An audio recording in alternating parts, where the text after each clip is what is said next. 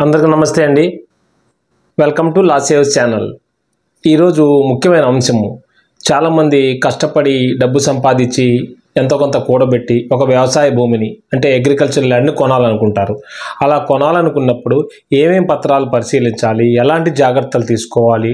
ఎందుకంటే ఇలా జాగ్రత్తలు తీసుకోకపోతే మోసపోయి డబ్బు పోయి వారు కోర్టుల చుట్టూ తిరిగి ఇలీగల్ ఇష్యూస్ కోసం చాలా టయాన్ని వ్యవసాయాన్ని కోల్పోవాల్సి వస్తుంది. కనుక ఇటువంటి మోసాలు జరగకుండా ఈ వీడియోలో ఏమేమి పత్రాలు పరిశీలించాలి మీకు అందిస్తాను. Let's move in to the video. మన తెలుగు రాష్ట్రాల్లో కానీ వేరే రాష్ట్రాల్లో కానీ దేశంలో ఎక్కడైనా వ్యవసాయ భూమి కొనాలంటే మొదటగా మీరు ఎవరి దగ్గరికైతే కొంటున్నారో ఆ భూమి అతను కష్టపడి సంపాదించినటువంటి డబ్బుతో కొన్నాడా, లేదా ఆ భూమి కలిగి ఉన్నాడా, లేక వారసత్వంగా పూర్వీకుల నుండి అతనికి సంక్రమింపబడి ఉందా అనే విషయాన్ని పరిశీలించాలి.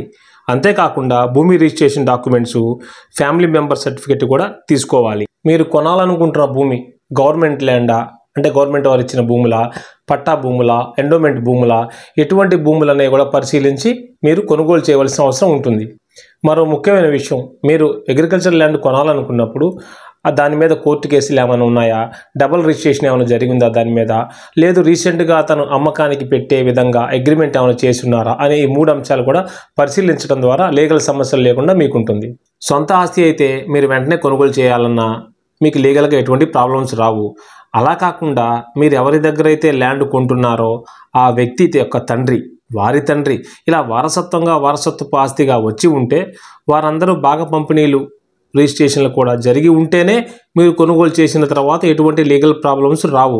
అలా కాకుండా వారు పార్టిషన్ షూట్ చేసే అవకాశం ఉంటుంది భాగ పంపిణీ జరగకపోతే. వ్యవసాయ భూమి మీరు కొంటున్నారు కాబట్టి సర్వే నెంబరు, అది ఎవరి ఆధీనంలో ఉంది, ఎవరి పొజిషన్లో ఉంది, అంటే ఆ టైంకు ఆ భూమి ఎవరుంది, ఎవరు వ్యవసాయం చేస్తున్నారు, ఏదైనా వ్యాపారానికి కానీ ఏదైనా భూమి లీజుకి ఇచ్చారా, అన్ని అంశాలు పరిశీలించి మీరు కొనవలసిన అవసరం ఉంటుంది. మీరు వ్యవసాయ భూమి కొనాలనుకున్నప్పుడు మీకు డౌట్స్ ఉన్నప్పుడు లీగల్గా అడ్వకేట్ గారిని, అదే లాయర్ గారిని సంప్రదించి ఆ డాక్యుమెంట్స్ ఆయనకు చూపించేసి వెరిఫై చేసుకొని లీగల్ ఒపీనియన్ తీసుకున్న తర్వాత పర్చేస్ చేసుకోవచ్చు. దానివల్ల మీకు లీగల్గా ఎటువంటి ప్రాబ్లమ్స్ రావు, వారు పరిశీలిస్తారు కాబట్టి. ముఖ్యమైన విషయం చివరగా చెప్పుకోవాల్సిన అవసరం ఏంటంటే, ఫైనల్గా మీరు వ్యవసాయ భూమి కొనాలని ఫిక్స్ అయినప్పుడు అప్పుడు గవర్నమెంట్ సర్వేయర్ కానీ ప్రైవేట్ సర్వేయర్తో కానీ ఆ భూమిని కొలతలు వేయించి హద్దులు చూసుకొని భూమి శిస్తు రసీదు కట్టారా లేదా, ఆ భూమిలో బోర్లు ఉన్నాయా లేకపోతే బావి ఉందా అనేది కూడా పరిశీలించి దానికి సంబంధించిన పత్రాలు కానీ వ్యవహారాలు పేమెంట్స్ కూడా పరిశీలించి అప్పుడు మీరు ఒపీనియన్కి రావాల్సి ఉంటుంది. అవి కూడా ఖచ్చితంగా చెక్ చేసుకోవాలి.